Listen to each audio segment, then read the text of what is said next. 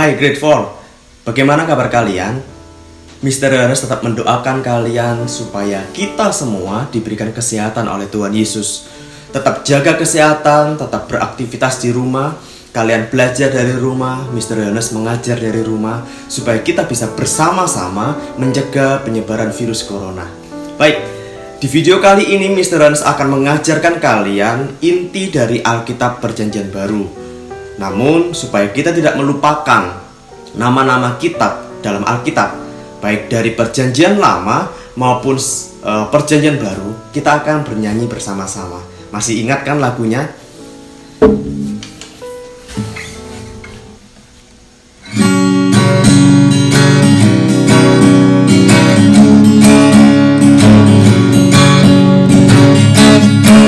Kejadian kedua 5 Magdala dan 2 Yosua hakim Dua sama 2 raja 2 kawali Nehemia Ester Ayub Mazmur Amsal Pengkhotbah Kidung Agung Yesaya Yeremia Ratapan Yeskiel Daniel Hosea Yoel Amos Obadya Yunus dan Mika Nahum Habakuk Sefanya Hagai Zakaria dan Maleakhi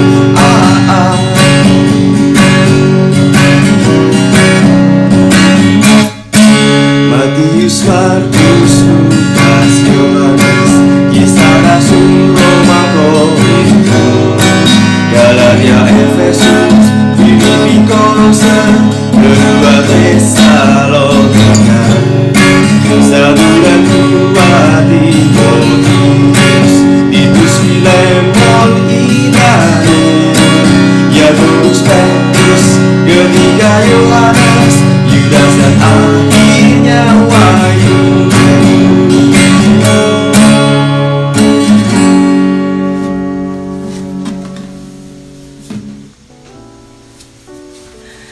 Oke, itu tadi lagu Alkitab dari Perjanjian Lama sampai Perjanjian Baru. Ada 66 kitab. Ya, kita akan kembali lagi pada pembahasan kita kali ini, yaitu Alkitab Perjanjian Baru. Alkitab Perjanjian Baru terdapat 27 kitab. Dari 27 kitab itu dibagi menjadi 4 bagian. Bagian yang pertama adalah kitab Injil, yang kedua adalah kitab sejarah, yang ketiga ada surat rasuli, yang keempat kitab Wahyu. Pada umumnya, Alkitab Perjanjian Baru berfokus pada Tuhan Yesus. Tidak ada pemberitaan lain yang lebih penting daripada Tuhan Yesus Kristus. Semua penulis Alkitab Perjanjian Baru fokusnya adalah Tuhan Yesus. Namun ketika kita pelajari setiap bagian-bagian kitabnya, ada keunikan. Ya, mereka juga memiliki fokus yang lain. Tapi tetap tidak ada fokus yang lebih penting, lebih utama daripada Tuhan Yesus Kristus dalam Perjanjian Baru. Oke, kita akan belajar. Yang pertama adalah bagian kitab Injil. Injil terdiri dari 4 kitab. Yang pertama adalah Matius, kedua Markus, yang ketiga Lukas, yang keempat Yohanes.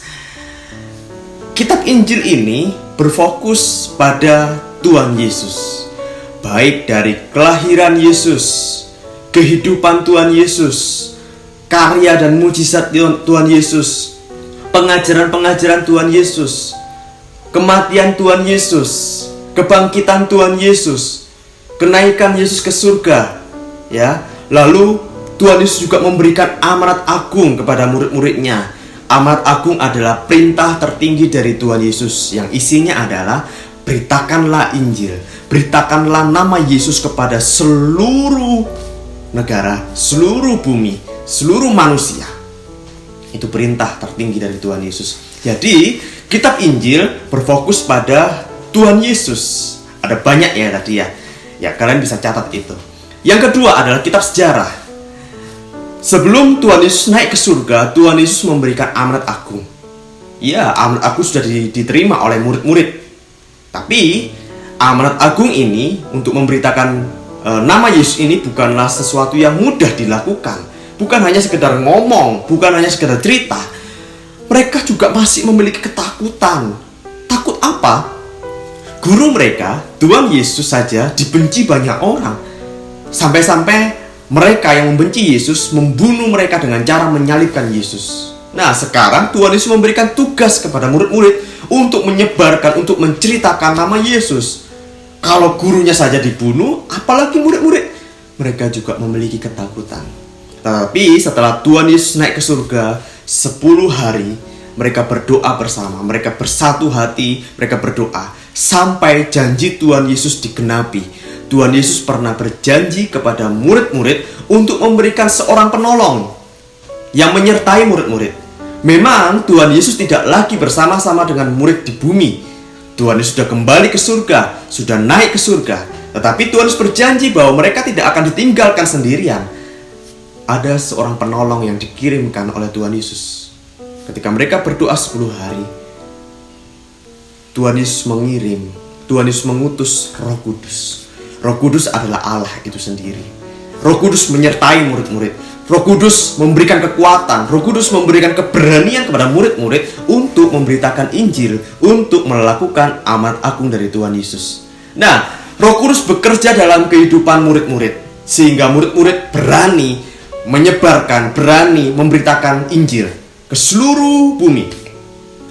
Dari keberanian mereka memberitakan Injil, dari karya Roh Kudus dalam kehidupan murid-murid, banyak sekali orang yang mendengar nama Yesus dan percaya kepada Yesus. Dari situlah orang-orang percaya berkumpul dan terbentuklah gereja mula-mula. Di setiap kota, di setiap desa, di setiap negara ada perkumpulan orang-orang yang percaya Yesus, disebut gereja mula-mula. Jadi di kitab sejarah ini yaitu Kisah Para Rasul. Mengapa disebut Kisah Para Rasul? Karena disitulah menceritakan Roh Kudus, karya Roh Kudus dalam kehidupan para rasul, dalam kehidupan para murid-murid Yesus untuk memberitakan Injil. Dan disitulah ada sejarah terbentuknya, sejarah munculnya gereja mula-mula. Itu bagian yang kedua dalam kitab Perjanjian Baru, kitab sejarah, yaitu Kisah Para Rasul. Yang ketiga, surat rasuli. Dari namanya saja surat rasuli, surat-surat ini ditulis oleh rasul-rasul. Untuk siapa? Tidak lain adalah untuk gereja mula-mula waktu itu, untuk orang-orang yang percaya Yesus waktu itu. Jadi rasul-rasul ini diberikan kepercayaan oleh Tuhan untuk membimbing, menggembalakan, menasehati, mengajar orang-orang yang percaya Yesus waktu itu. Jadi ketika rasul-rasul itu mendengar kabar tentang jemaat di satu kota, mungkin mereka membutuhkan kekuatan, ya. Lalu di dalam suratnya mereka rasul-rasul ini memberikan motivasi, memberikan dorongan. Ketika mendengar kabar bahwa satu jemaat di satu kota ini melakukan kesalahan, melakukan dosa, rasul-rasul itu pun juga akan menegur, memberikan nasihat di dalam surat-suratnya itu. Jadi di dalam surat-surat rasul terdapat pengajaran dari rasul-rasul yang didapat oleh dari Roh Kudus. Yang kedua, nasihat-nasihat. Ketiga, teguran-teguran. Ya, itu surat-surat rasuli. Ada 21 surat. 13 surat diantaranya adalah surat Rasul Paulus. Dan selebihnya ada surat dari Petrus, ada dari Yakobus, ada dari Yudas, dan ada dari Yohanes. Itu inti dari surat rasul, memberikan pengajaran, nasihat, teguran kepada jemaat gereja mula-mula waktu itu. Ya, itu bagian ketiga dari Alkitab Perjanjian Baru, surat rasuli. Yang keempat, yang terakhir adalah kitab Wahyu. Kitab Wahyu merupakan kitab yang berisi penglihatan. Tuhan Yesus memberikan penglihatan kepada Rasul Yohanes. Penglihatan apa? Penglihatan mengenai akhir zaman. Bagaimana akhir dari dunia ini? Apa saja yang terjadi waktu itu? Ya, apa saja yang terjadi pada akhir zaman? Yohanes melihat itu lalu menuliskannya. Hal ini bukan untuk menakut-nakuti orang-orang percaya Yesus, bukan untuk menakut-nakuti kita. Yang takut adalah orang yang tidak percaya Yesus. Yang takut akan akhir zaman adalah orang-orang yang tidak memiliki pengharapan di dalam Tuhan Yesus. Tetapi khusus untuk orang yang percaya Yesus, dia sudah menerima anugerah, dia sudah menerima keselamatan, dia pasti selamat, dia pasti selamat dari segala maut.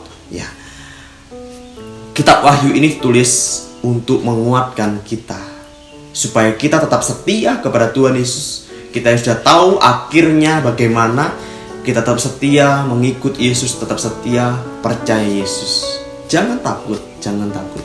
Kitab Wahyu ini sangat indah, penglihatan tentang akhir zaman yang dituliskan oleh Rasul Yohanes.